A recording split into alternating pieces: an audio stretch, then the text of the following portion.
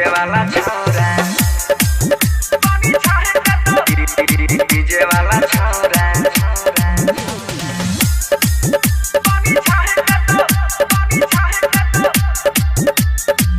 हे गे डीजे वाला छोरा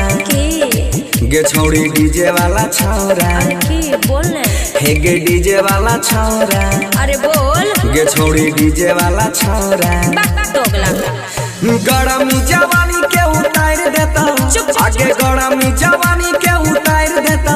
हे गे डीजे वाला छोरा अरे बोल रे कुत्ता गे छोड़ी डीजे वाला छोरा अरे चुप दोगला हे गे डीजे वाला छोरा पानी झाड़ देता गे छोड़ी डीजे वाला छोरा पानी झाड़ देता आगे डीजे वाला छोरा पानी झाड़ देता गे छोड़ी डीजे वाला छोरा पानी झाड़ देता ना सुधरवे डीजे दयानंद दिलदार सरस्वती स्थान कठरा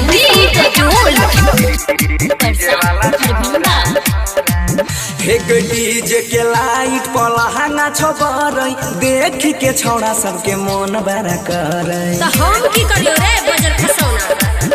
आगे डीजे के लाइट पलहंगा छोबरई देख के छोड़ा सबके मन बड़ा करे फुलला फुलौना दोनों फाड़ देता हे गे फुलला फुलौना दोनों फाड़ देता गे छौड़ी डीजे वाला छोरा निर्बंसा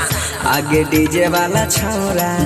चुअन पिटवा गे छौड़ी डीजे वाला छोरा पानी झाड़ देता गे छौड़ी डीजे वाला छोरा पानी झाड़ देता गे छौड़ी डीजे वाला छोरा पानी झाड़ देता गे छौड़ी डीजे वाला छोरा पानी झाड़ देता डीजे दयानंद दिलदार सरस्वती स्थान कठरा डीजे वाला छोरा ये न किए छौड़िया करे छिल त लट गे कहर दे तो खुश तनी बनसी में सट गे देखै छी चप्पल मारियो देबो हे गे ये न किए छौड़िया करे छिल त लट गे कहर दे तो खुश तनी बनसी में सट गे सोनुआ ना चाई के पछाड़ देता हे गे सोनुआ ना चाई के पछाड़ देता आगे डीजे वाला छोरा जोरे कोढ़िया गे छौड़ी डीजे वाला छोरा सब थेथरे छिकी रे हे गे डीजे वाला छौड़ा पानी झाड़ देता गे छौड़ी डीजे वाला छौड़ा पानी झाड़ देता आगे डीजे वाला छौड़ा पानी झाड़ देता गे छौड़ी डीजे वाला छौड़ा पानी झाड़ देता ज्यादा भच भच करबी ना मारे चप्पल से मुंह फुला दे।